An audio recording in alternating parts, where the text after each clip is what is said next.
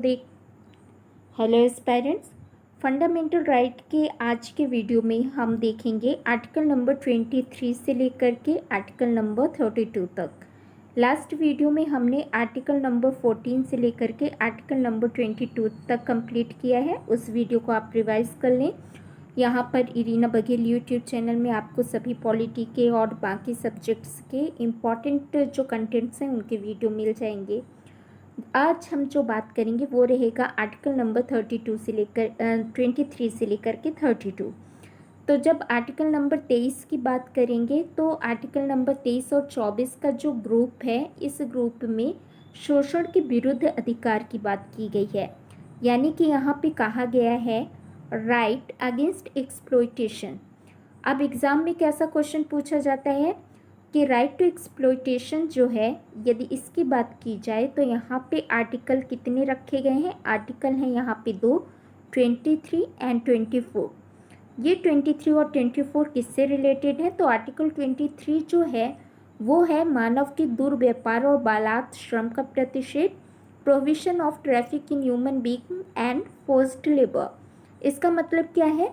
आप जानते हैं कि हमारे देश में पुरातन समय में, न केवल हमारे देश में बल्कि विश्व के कई हिस्सों में दास प्रथा यानी कि स्लेव सिस्टम था। अब आज़ादी के बाद जब हमने समानता की बात की है, जब हमने शोषण के विरुद्ध अधिकारों की बात की है, तो यहाँ पे क्या किया गया? कुछ ऐसे प्रोविजंस रखना आवश्यक था कि सभी मनुष्यों को बराबरी का और शोषण मुक्त जीवन मिल सके।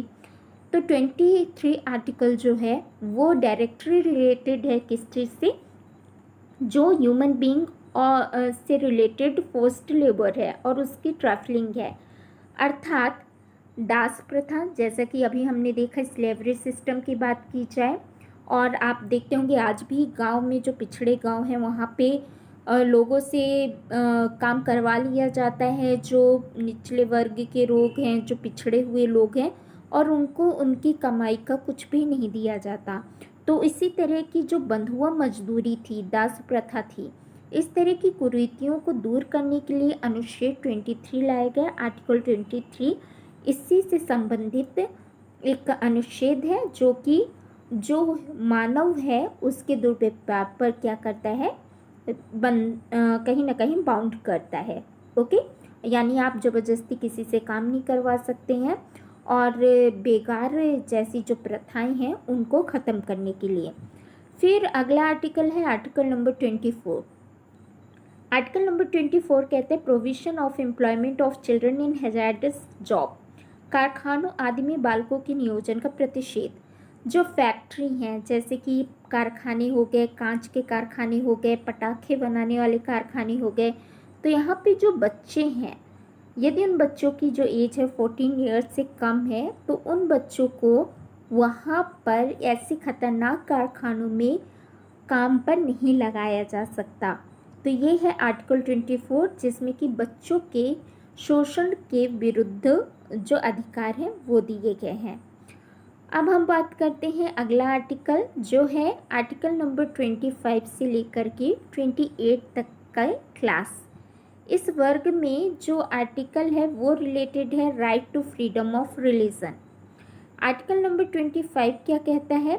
Freedom of conscience and free profession, practice and propagation of religion, अर्थात अंतःकरण और धर्म के अबोध रूप में मानने, आचरण और प्रचार करने की स्वतंत्रता।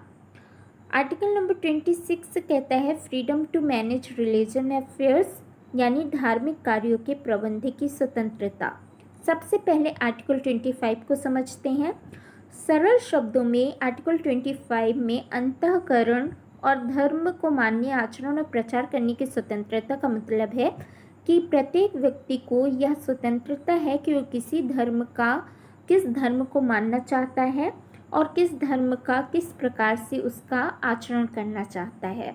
यानी कि हमारा देश धर्मनिरपेक्ष देश है, पंथ निरपेक्ष देश है, लेकिन सेकुलर कंट्री होते हुए हमने ये प्रोविज़न रखा है कि हम किसी के धर्म में हस्तक्षेप नहीं करेंगे। और यहाँ पे अनुच्छेद 25 to 28 उसी को ध्यान में रखते हुए ये प्रोविज़न्स किए गए हैं, जिसमें आर्टिकल 25 कहता है कि प्रत्येक व्यक्ति स्वतंत्र है कि वो किस धर्म को मानेगा और किस तरह से उस धर्म में दी गई जो भी रीतियां हैं उनका पालन करेगा। आर्टिकल 26 है freedom to manage religious affairs, यानी धार्मिक कार्यों के प्रबंध की स्वतंत्रता।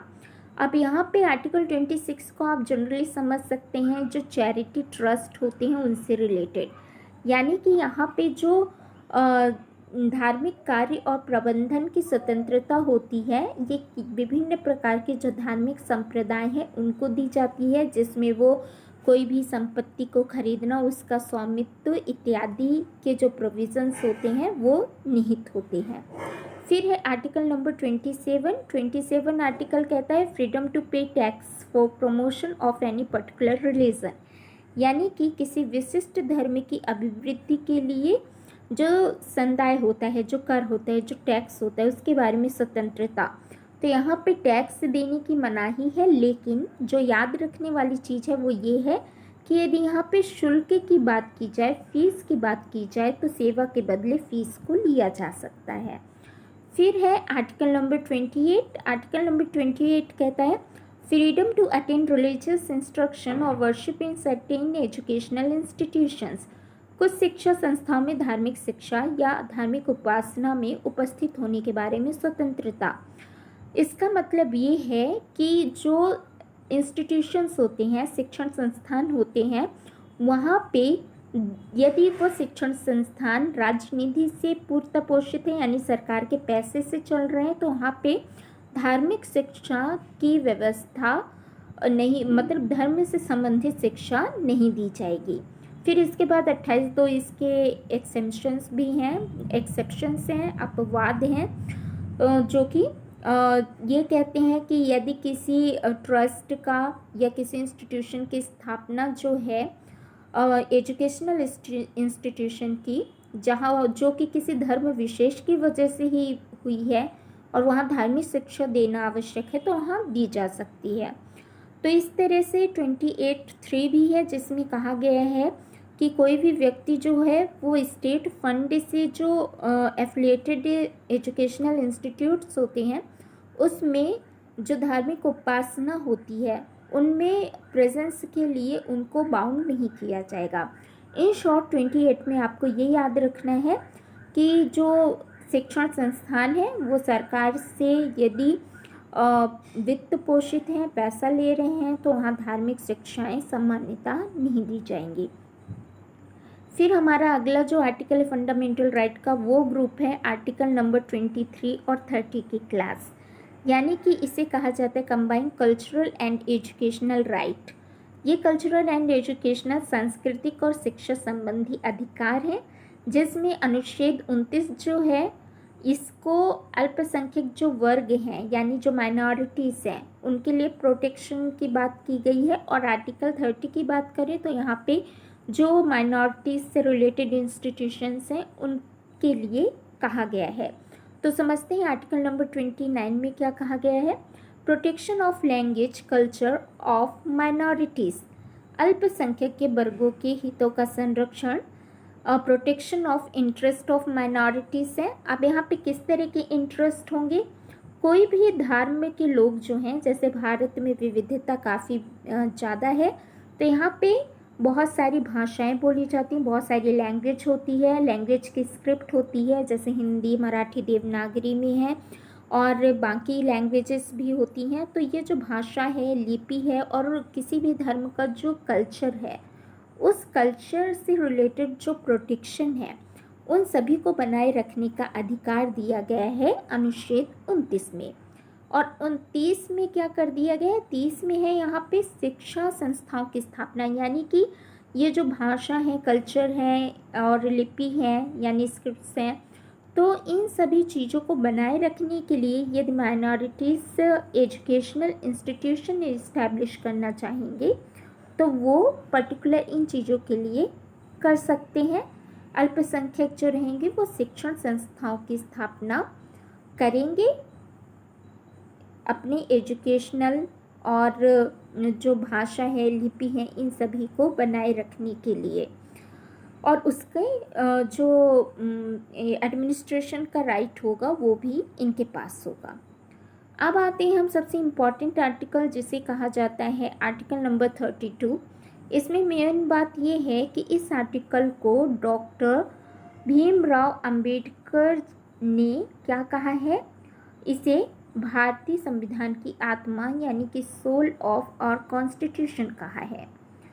तो इसे जो आर्टिकल 32 है, जिसे रिट के नाम से भी जाना जाता है, संवैधानिक उपचारों का अधिकार है। तो यहाँ पे ये रिट्स में समझने से पहले मेन चीज़ें ये समझ लें कि जो रिट का राइट होता है, हम किसकी बात कर रहे हैं, रिट की। तो ये रिट का राइट जो है ये सुप्रीम कोर्ट और हाई कोर्ट दोनों को है। ओके, सुप्रीम कोर्ट की रिट की बात की जाए तो ये आर्टिकल 32 में दिया गया है, जबकि हाई कोर्ट की रिट की बात की जाए तो ये आर्टिकल 226 में बताया गया है। अब यहाँ पे जब हम रिट की बात करेंगे तो आपको ये देखने को मिलेगा कि जो सुप्रीम कोर्ट है उसके पावर्स जो हैं वो हाई कोर्ट के कंपेयर में कम है। जी हाँ, यानी कि जो हाई कोर्ट है उसको रिट ज़्यादा जारी करने का यहाँ पे ऐसा अनुच्छेदों में दिया गया है, जबकि जो सुप्रीम कोर्ट होती है वो आर्टिकल 32 के तहत क्या कर सकती है, यहाँ पर 5 तरह की जो रिट हैं वो सुप्रीम कोर्ट आर्टिकल 32 के तहत 5 तरह की रिटों को जारी करती है जब भी फंडामेंटल राइट का, मौलिक अधिकारों का हनन हो रहा हो तब। अब इन फंडामेंटल राइट्स में आर्टिकल 32 में ये 5 रिटें कौन सी हैं। नंबर 1 हैबियस कॉर्पस, जिसे हिंदी में बंदी प्रत्यक्षीकरण कहते हैं। नंबर 2 सर्टियोरिटी, उत्प्रेषण। नंबर 3 प्रोहिबिशन, प्रतिषेध। नंबर 4 मैंडमस, परमादेश। और नंबर 5 को वारंटो यानी अधिकार परीक्षा। तो इन जब अनुच्छेद 32 यानी सुप्रीम कोर्ट के द्वारा जारी की जाने वाली रिट की बात करें तो यहाँ 2 चीज़ें याद रखनी है कि जो ये उत्प्रेषण और प्रतिषेध हैं, ओके, 2 आर्टिकल याद रखने हैं, उत्प्रेषण और प्रतिषेध, प्रोहिबिशन एंड सर्टियोरिटी। ये दोनों रिटें डायरेक्टली कोर्ट से रिलेटेड हैं। ओके, अब हम स्टार्ट करते हैं हर एक रिट को पढ़ना। नंबर 1 जो हमारे सामने है वो है हैबियस कॉर्पस। कभी कभी एग्ज़ाम में हैबियस कॉर्पस का मतलब पूछ लिया जाता है। ये लैटिन वर्ड है और इसका मतलब होता है सहशरीर उपस्थित होना। Okay, presence with full body. अब ये जो है हैबियस कॉर्पस का कॉन्सेप्ट, ये किसी व्यक्ति को यदि गिरफ्तार किया गया है तो उसकी गिरफ्तारी कितनी औचित्यपूर्ण है या अनौचित्यपूर्ण है, तो उसे क्यों रखा गया है, ये जानने के लिए जारी की जाती है। और जो अभियुक्त है उसको 24 आवर्स के अंदर मजिस्ट्रेट के सामने वहाँ प्रस्तुत करना पड़ता है। सेकंड नंबर हम जो देखेंगे वो है हमारी रिट, जिसे कहा जा रहा है सर्टियोरिटी, उत्प्रेषण। उत्प्रेषण में जैसा हमने देखा कि ये कोर्ट से रिलेटेड है, तो यहाँ पर उत्प्रेषण का इन सिंपल टर्म्स में मीनिंग क्या होता है, पूर्णतः सूचित कीजिए। Okay, fully informed. और यहीं पे देख लेते प्रोहिबिशन, प्रतिषेध। और प्रतिषेध का मतलब होता है रोकना, मना करना। तो यहाँ पर मना तब किया जाएगा जब कोई कार्यवाही जारी है। यदि कोई भी कार्यवाही छोटी कोर्ट में चल रही है तो बड़ी कोर्ट यानी सुप्रीम कोर्ट उसे रोकेगी और प्रोहिबिशन की रिट जारी करेगी और केस अपने पास मंगवा लेगी। वहीं पे रोक दिया जाएगा कि रुकिए, आप अपनी सीमा को लांघ रहे हैं या ऐसा। और सर्टियोरिटी, उत्प्रेषण की बात की जाए तो ये तब होता है जब कोर्ट में कार्रवाई पूरी हो चुकी होती है। तो यहाँ पर जब हम प्रोहिबिशन की बात करेंगे यानी रोक देना, प्रतिषेध करना, तो वरिष्ठ न्यायालय जो रहेगी, जो बड़ी न्यायालय होगी, वो रिट जारी करेगी जो उसके अधीनस्थ न्यायालय हैं कि कार्यवाही जो है यहाँ पर आप अपने अधिकार क्षेत्र को क्रॉस किए हैं, इस तरह से। नाउ नेक्स्ट है हमारा मैंडेमस यानी परमादेश, इसका मतलब होता है ऑर्डर देना, और हम आदेश देते हैं हिंदी में।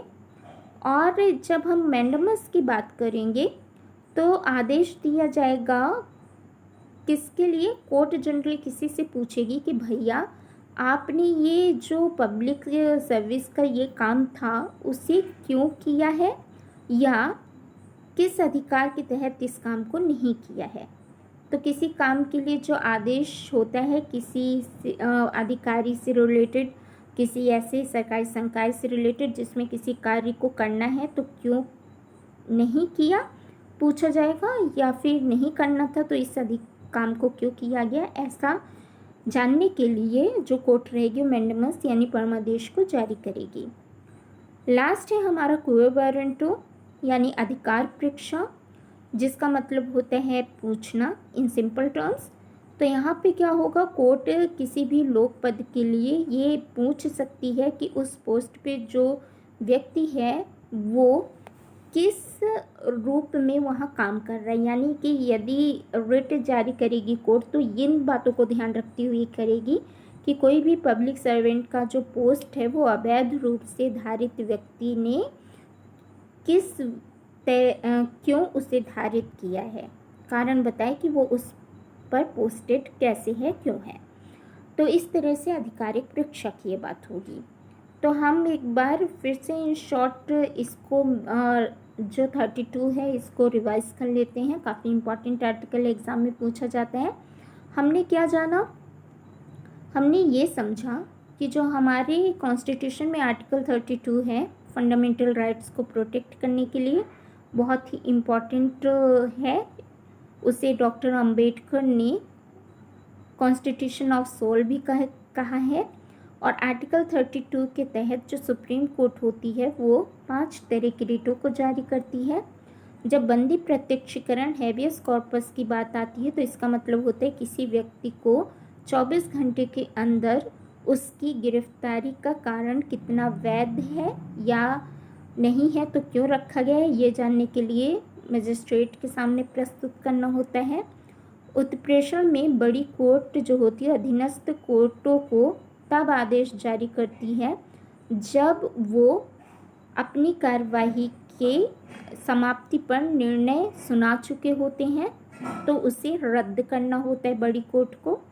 प्रोहिबिशन तब होता है जब बड़ी कोर्ट छोटी कोर्ट को किसी भी आदेश जो चल रहा है उसे को जजमेंट देने से रोक देती है वहीं पर। मैंडेमस तब होता है जब यहाँ पर कोई भी जो पब्लिक सर्वेंट का काम है उसे करने या ना करने की वजह पूछी जाती है। और क्यो वारंट जो होता है वो है कि किसी व्यक्ति के इलीगल तरीके से किसी पोस्ट को ऑक्यूपाई करने के लिए ये रिट जो होती है जारी की जाती है। तो इस तरह से हमने आज देखा है आर्टिकल नंबर 23 से लेकर के 32 तक का, जिसे 32 को अभी हमने रिकॉल किया और बाकी आर्टिकल्स को फिर से हम रिकॉल करेंगे। यहाँ पे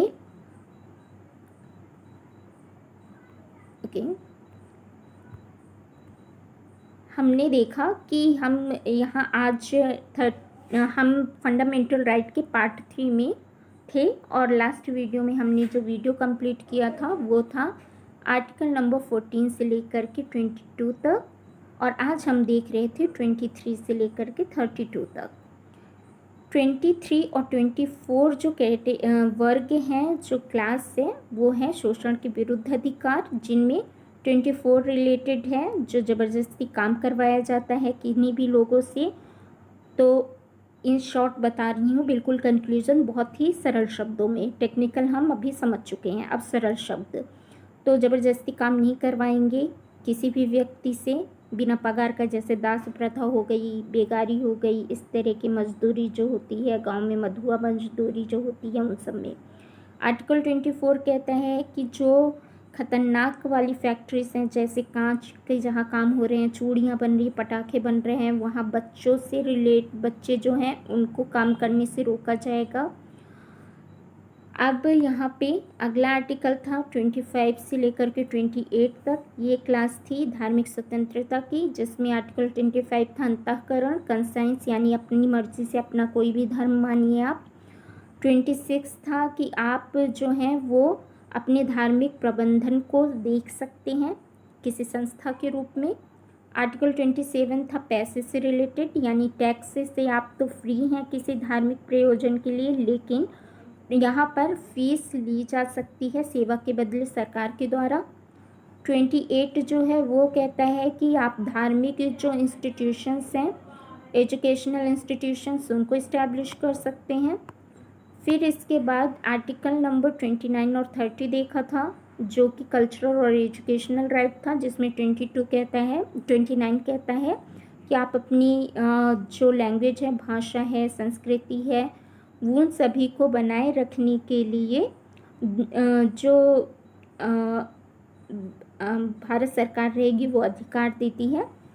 आर्टिकल 30 कहते हैं कि अल्पसंख्यक जो एजुकेशनल इंस्टीट्यूशंस हैं वो इस्टेब्लिश कर सकते हैं अपनी संस्कृति, भाषा, लिपि को बनाए रखने के लिए।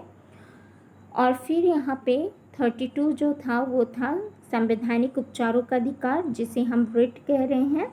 और ये जो रिट है इससे रिलेटेड सुप्रीम कोर्ट को आर्टिकल 32 के तहत 5 रिटों को जारी करने का पावर है, जिनको हमने देखा। जब हम हाई कोर्ट की बात करेंगे तो उनका जो रिट का पावर है वो है आर्टिकल 226 में, जो कि आर्टिकल 32 के कंपेयर में व्यापक है। ओके, तो ये था हमारा फंडामेंटल राइट। ओवरऑल जो बहुत इंपॉर्टेंट आर्टिकल्स हैं आपके एग्ज़ाम में आते हैं, इनको आप अच्छे से पढ़िए और आपको बाकी इंपॉर्टेंट आर्टिकल्स इस यूट्यूब चैनल्स में मिलते रहेंगे। सब्सक्राइब कीजिए। Thank you.